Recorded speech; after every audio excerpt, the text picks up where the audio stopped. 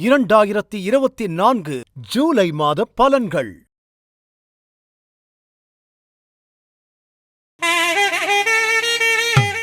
மேஷம். அனைத்து வசந்த் டிவி நேயர்களுக்கும் வணக்கம். நேயர்களே, ஜூலை மாத பலன்கள். முதல் ராசியாக மேஷ ராசி ஜூலை மாதத்தில் எப்படி இருக்கும் பாருங்க. ராசியாதிபதி கிரகம் செவ்வாய் ராசியில் இருப்பது, 2ஆம் பாவத்தில் குரு, 3ஆம் பாவத்தில் சூரியன் சுக்கிரனுடன் இருக்கிறார். புதன் 4ஆம் பாவத்தில். இந்த நிலைமை உங்களுக்கு பேர் புகழ் கொடுக்கும். அரசியலில் நல்ல ஆதாயம் கிடைக்கும். வியாபாரிகளுக்கு பேர் புகழ் கிடைக்கும். நீங்கள் கலைஞராக இருக்கீங்க, இப்பொழுது உங்களுக்கு புது வாய்ப்புகள் எல்லாமே வரும். உங்களுக்கு அங்கே வேலை டைம் கொஞ்சம் அதிகமாக கொடுக்க வேண்டியது இருக்கும். கோபம் செய்யக்கூடாது. லக்னத்திலோ ராசியிலோ செவ்வாய் இருக்கும் பொழுது மனிதனுக்கு திடீர் என்று கோபம் வரும். அதனால் நீங்கள் கோபம் செய்யாமல் இருக்க வேண்டும். நீங்கள் இந்த கோபம் செய்யாமல் இருந்தால் நாட்டிலேருந்து வெளிநாட்டுக்கு போய் வியாபாரம் செய்கிறதோ, அதனால் உங்களுக்கு பேர் புகழ் வர்றதோ, நீங்கள் விவசாயியாக இருக்கீங்க, உங்கள் விவசாயத்திலேருந்து உங்களுக்கு நல்ல லாபம் வர காலத்தில் நீங்கள் கோபம் செய்யக்கூடாது. அலைச்சல்கள் கொஞ்சம் இருக்கும். ஆனால் சனி பகவானின் அருள்னால் உங்களுக்கு நல்ல லாபம் கிடைக்கும். நீங்கள் எங்கே போனாலும் உங்களுக்கு ஒரு பாராட்டெல்லாம் நடக்கும். அதனால் நீங்கள் ஒரு சிறிய பரிகாரம் செய்யுங்கள்.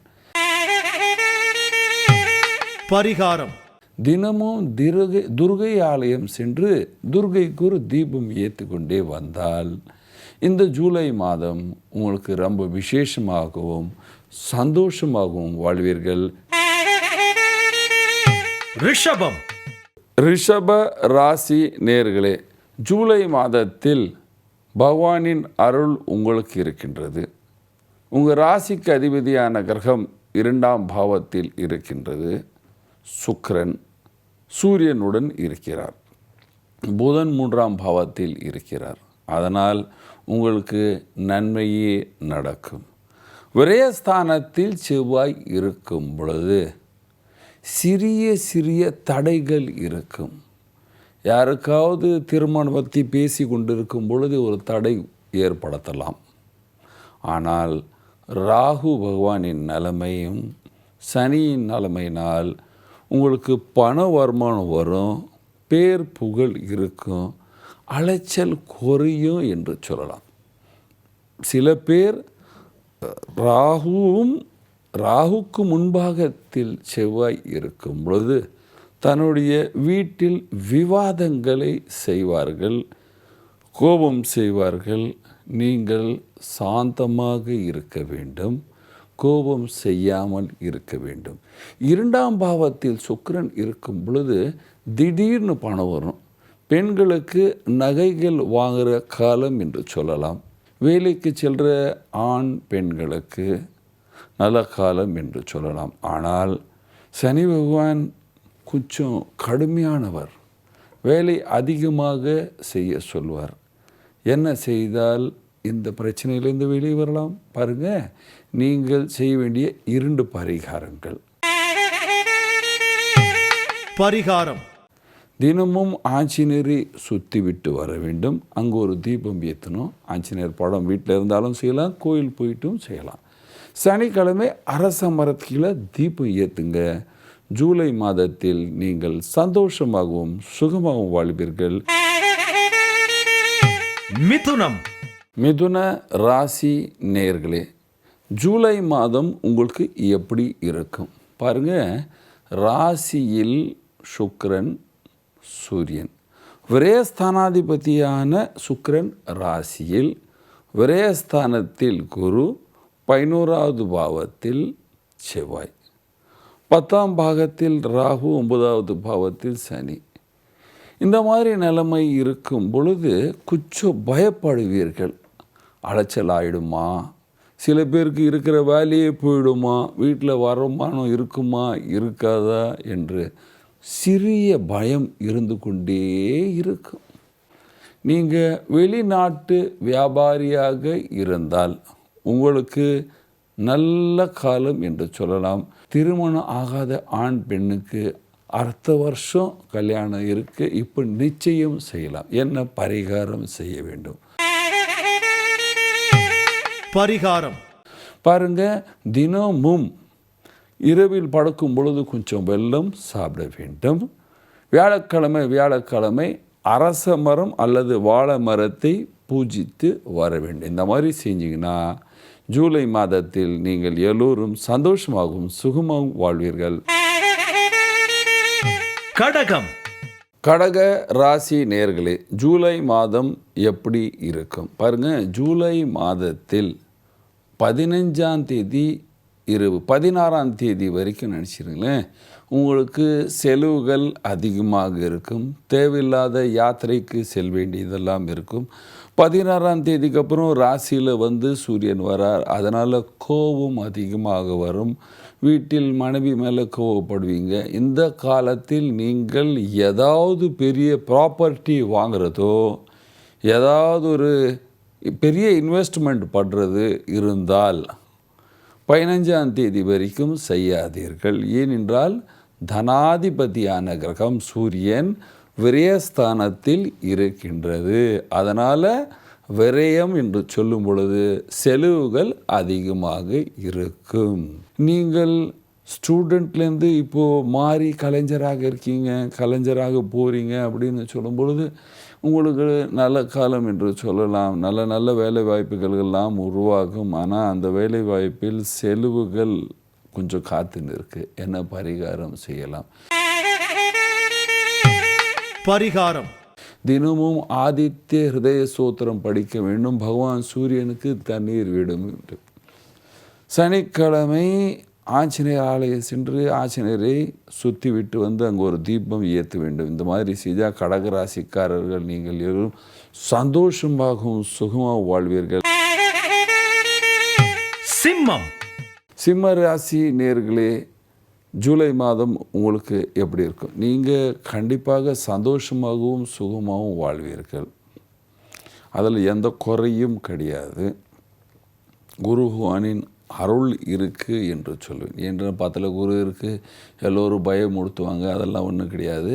ஆனால் சூரியன் சுக்கிரன் 11வது பாவத்தில் இருக்குது. நல்ல லாபத்தை பார்ப்பீர்கள், சந்தோஷமாக இருப்பீர்கள்.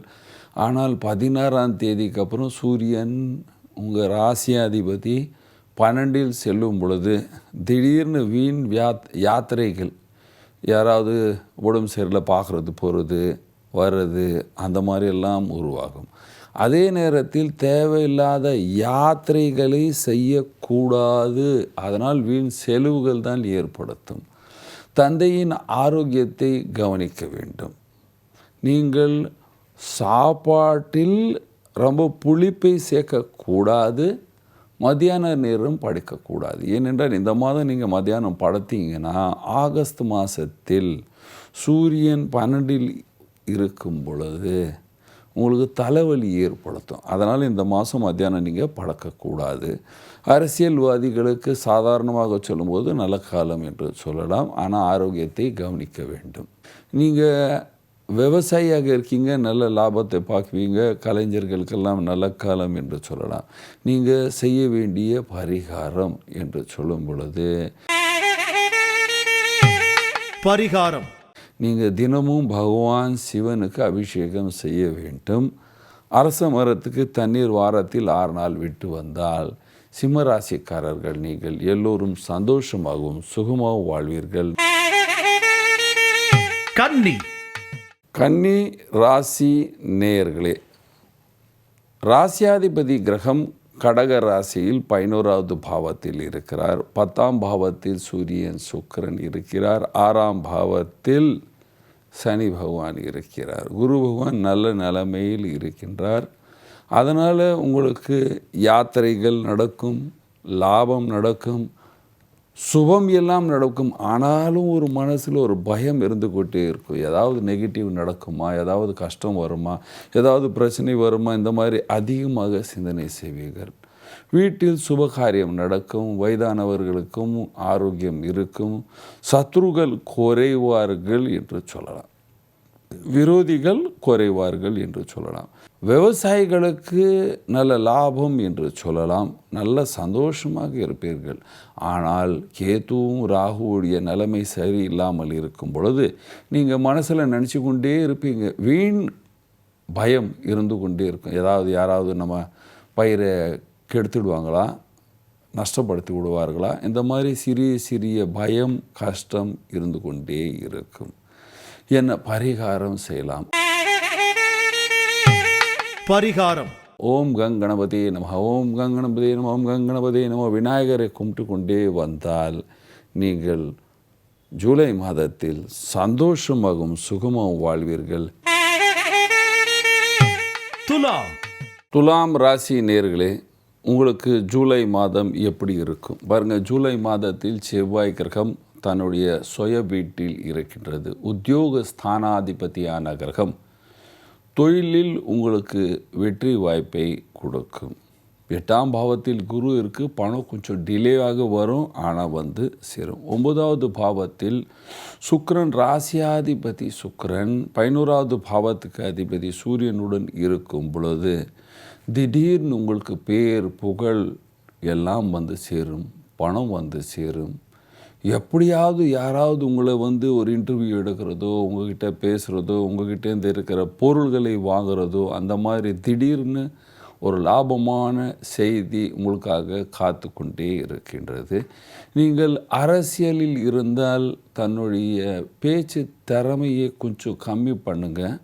அதிகமாக பேசாதீர்கள். விரோதிகள் அதிகமாவார்கள். வீட்டில் ஆண் பெண் 2 பேரும், அதாவது கணவர் மனைவி, கம்மியாக பேச வேண்டும். ரொம்ப அதிகமாக பேசக்கூடாது. கோபம் செய்யக்கூடாது.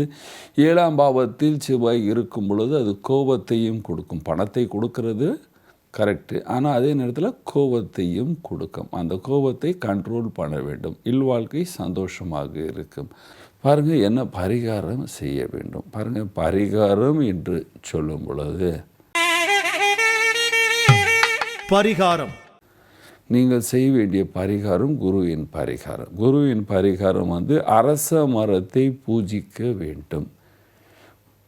தினமும் முடியவில்லை என்றால் வியாழக்கிழமை குருவார், வியாழக்கிழமை தேர்ஸ்டே, அந்த நாள் அரச மரத்துக்கு ஒரு தீபம் ஏற்றிட்டு கொஞ்சம் தண்ணீரை விட்டு ஒரு வாட்டி சுற்றிட்டு வாங்க. ஜூலை மாதத்தில் நீங்கள் சந்தோஷமாகவும் சுகமாகவும் வாழ்வீர்கள். விருச்சிகம். விருச்சிக ராசி நேயர்களே, ஜூலை மாதம் உங்களுக்கு எப்படி இருக்கும் பாருங்கள். 4ஆம் பாவத்தில் சனி இருக்கிறார், அர்த்தாஷ்டம சனி. ஆனாலும் குரு பகவானின் அருள் உங்களுக்கு இருந்து கொண்டே இருக்கின்றது. விரயஸ்தானாதிபதி அஷ்டம பாவத்தில் சூரியன் சுக்கிரனுடைய சேர்க்கை இந்த மாதம் 15ஆம் தேதி வரைக்கும் இருக்குது.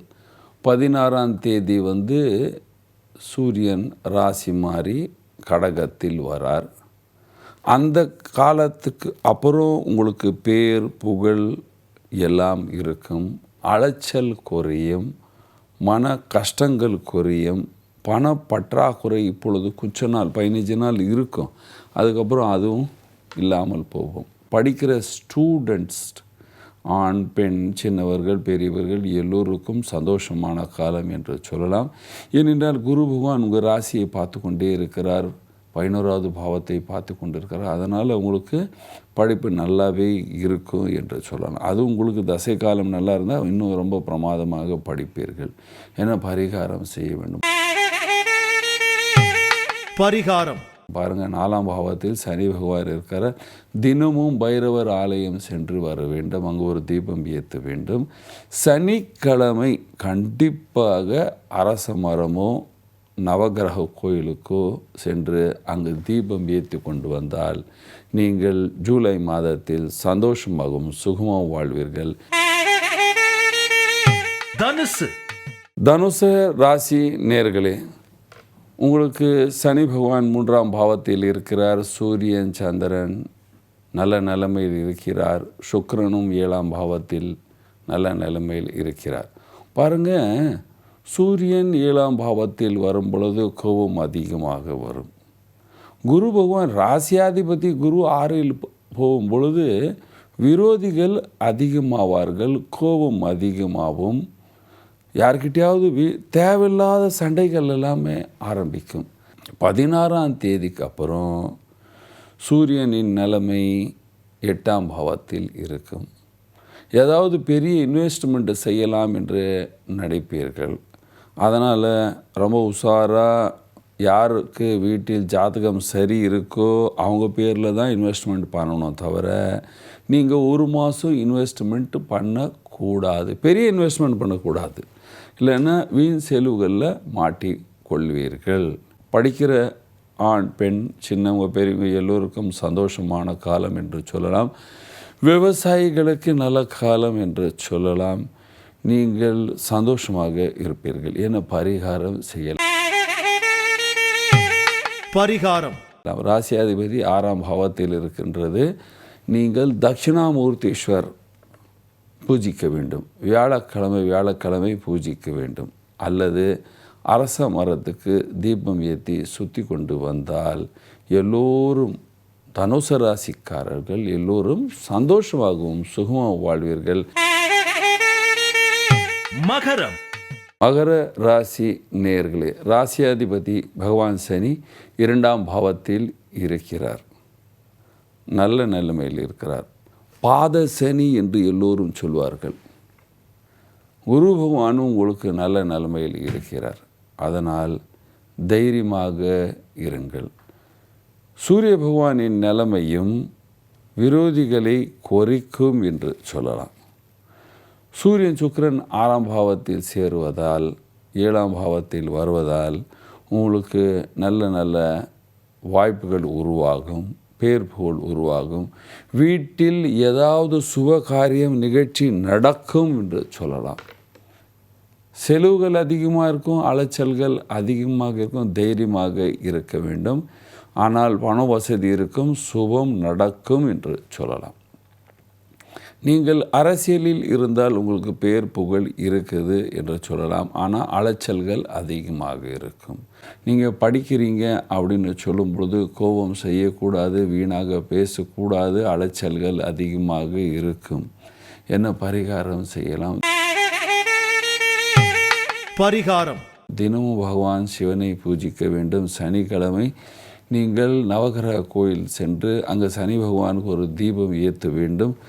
தீபம் ஏற்று பிரார்த்தனை செய்ய வேண்டும். எப்பொழுதும் சனி பகவானுக்கு நேருக்கு நேர் நிற்காதீர்கள், ஒரு ஓரமாக நில்லுங்கள். அப்படி நின்றுட்டு பிரார்த்தனை செய்து கொண்டு வந்தால் உங்களுக்கு இந்த ஜூலை மாதத்தில் பூர்ண ரூபத்தில் சந்தோஷம் இருக்கும், சுகமாக வாழ்வீர்கள். கும்பம். கும்ப ராசி நேயர்களுக்கு ஜூலை மாதம் எப்படி இருக்கும் பாருங்கள். ராசியில் ராசியாதிபதி நல்ல நிலைமையில் இருக்கிறார். 2ஆம் பாவத்தில் ராகு இருக்கிறார். 4வது பாவத்தில் குரு நல்ல நிலைமையில் இருக்கிறார். நீங்கள் சந்தோஷமாக இருப்பீர்கள்.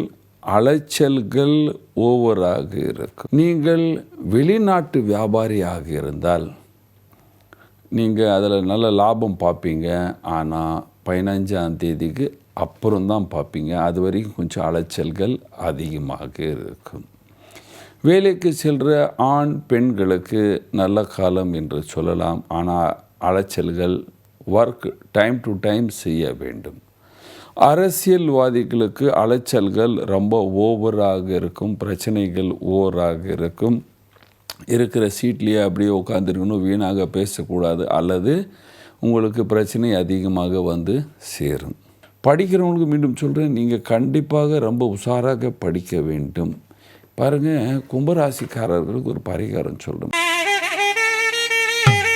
பரிகாரம். 2ஆம் பாவத்தில் ராகு, ராசியில் சனி இருப்பதால் நீங்கள் தினமும் பகவான் சிவன் ஆலயம் சென்று பிரார்த்தனை பூஜை செய்ய வேண்டும். முடிஞ்சால் அபிஷேகம் செய்ய வேண்டும். அல்லது சனிக்கிழமை இரவில் பகவான் சிவனை பூஜித்து பைரவருக்கு ஒரு தீபம் ஏற்றுங்க. மீனம்.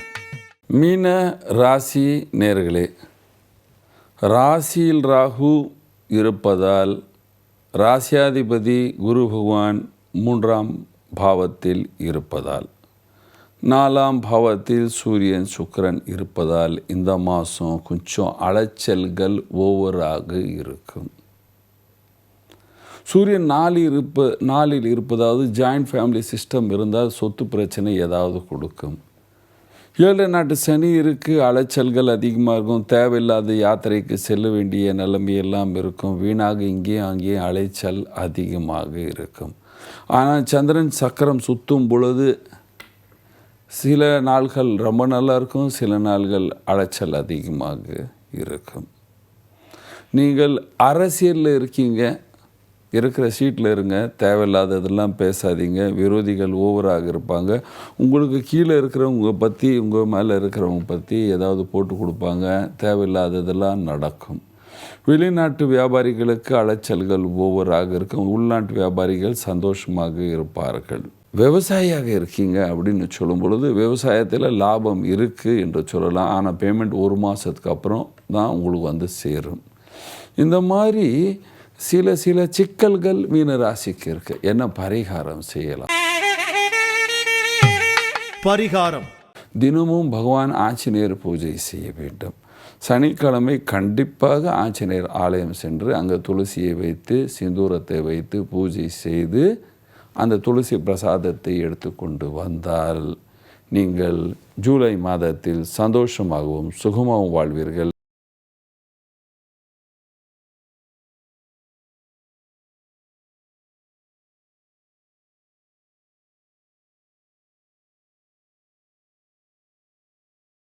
இது போன்ற ஆன்மீக வீடியோக்களை தொடர்ந்து பார்க்க கடவுள் டிவி யூடியூப் சேனலை சப்ஸ்கிரைப் பண்ணுங்க.